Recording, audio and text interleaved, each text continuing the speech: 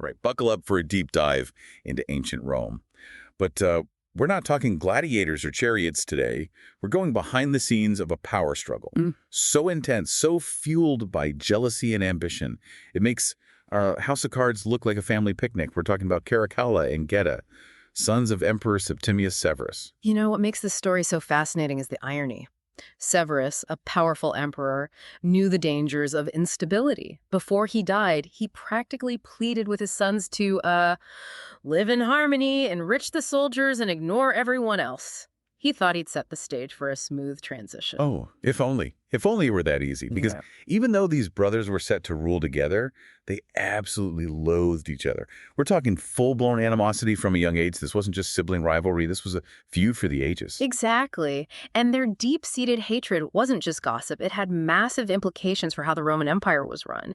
To get a sense of how bad it was, imagine a palace, the heart of Roman power, literally split down the middle. Wait, they actually divided the palace, like built a wall down the center. Not quite a wall, but effectively, yes. They had separate living quarters, their own staff, even separate guards. Can you imagine the level of distrust? They couldn't even stand to breathe the same air. This physical division mirrored the deep chasm in their relationship and their ability to govern effectively. It's almost comical. It wasn't so tragic. So how did this impact their leadership? Do they each focus on different aspects of running the empire? It wasn't just a personal feud. It had real political consequences. They weren't just ignoring each other. They were actively trying to undermine each other's authority.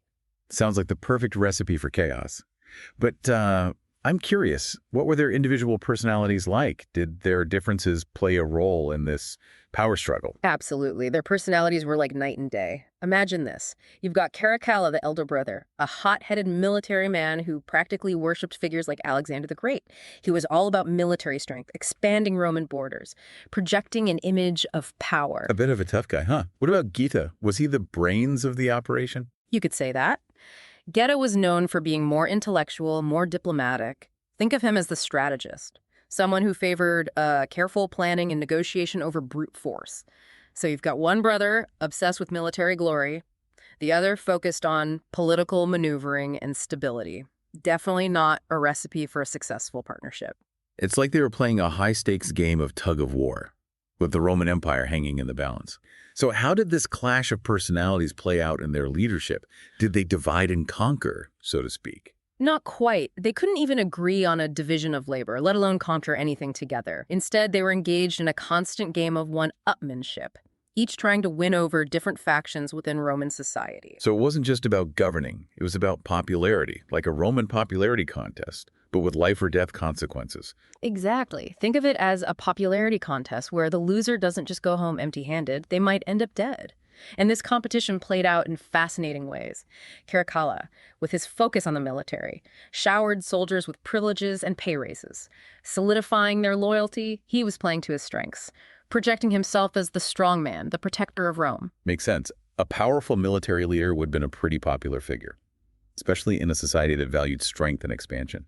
So what about Geta? How did he try to win over the people? Geta went a different route. He cultivated an image of stability and reason, appealing to the Senate and the intellectual elite.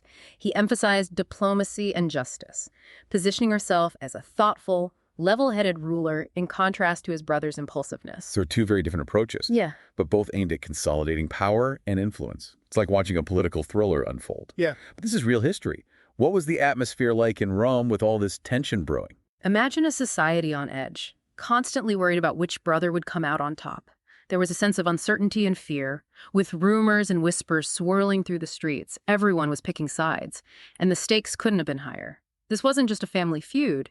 It was tearing the empire apart from the inside out. This is where it gets really chilling, right? Because this power struggle couldn't go on forever. You're right. And tragically, it all came to a head in late 211 CE. Caracalla, under the pretense of reconciliation, invited Geta to a meeting with their mother. He played the peacemaker, promising to bury the hatchet. But it was a sinister trap. Oh, wow. Talk about betrayal. Using their own mother to lure Geta into a vulnerable position? That's cold-blooded. It really was. And you have to wonder about their mother's role in this. Was she aware of Caracalla's plans? Was she used as an unwitting pawn in his deadly game? Either way, the scene that unfolded is truly heartbreaking. As Geta entered the room expecting a family reunion, he was ambushed by assassins. This is just brutal. They actually killed him in front of their mother. This is just horrific. To kill his own brother.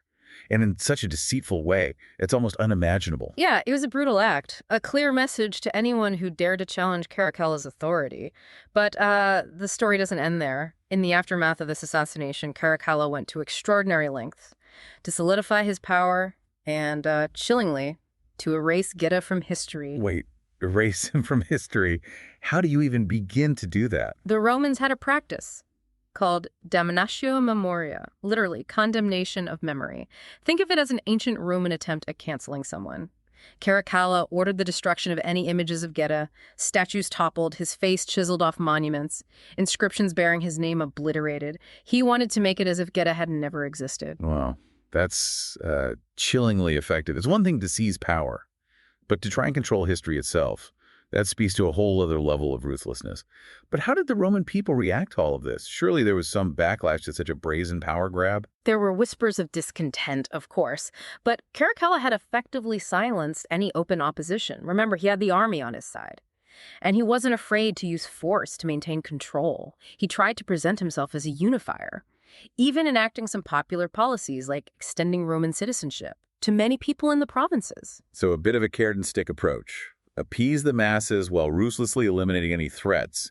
Did it work? Did he manage to secure his power and create a stable empire? Not exactly. While Caracalla's reign wasn't short, it was marked by paranoia and brutality. He lived in constant fear of assassination, seeing enemies everywhere. His obsession with military glory, that Alexander the Great complex we talked about, led him to launch costly and ultimately unsuccessful campaigns. He drained the empire's resources and alienated many of his supporters. It's tragic, really. He achieved his goal of sole rulership. But at what cost? It seems his ambition and the methods he used to achieve it ultimately backfired. Precisely. This story is a stark reminder of the corrosive nature of unchecked ambition. Caracalla and Geta's rivalry, fueled by their personal animosity and thirst for power, had devastating consequences, not just for themselves, but for the Roman Empire as a whole. It's a sobering lesson, isn't it? Even in ancient Rome, with its emperors and legions, we see the same human flaws, the same destructive patterns playing out. It makes you wonder if power, especially absolute power, inherently corrupts, or perhaps it simply magnifies the flaws that already exist within us. Either way, the story of Caracalla and Geta serves as a cautionary tale, reminding us that the pursuit of power, unchecked by ethics and compassion, can lead to devastating consequences. Well said. This deep dive has been a roller coaster of intrigue and tragedy.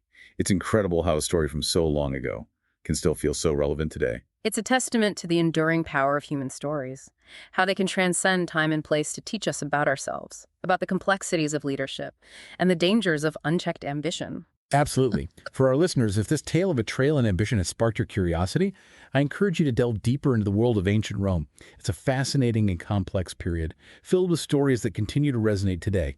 And until next time, keep exploring, keep questioning, and keep diving deep.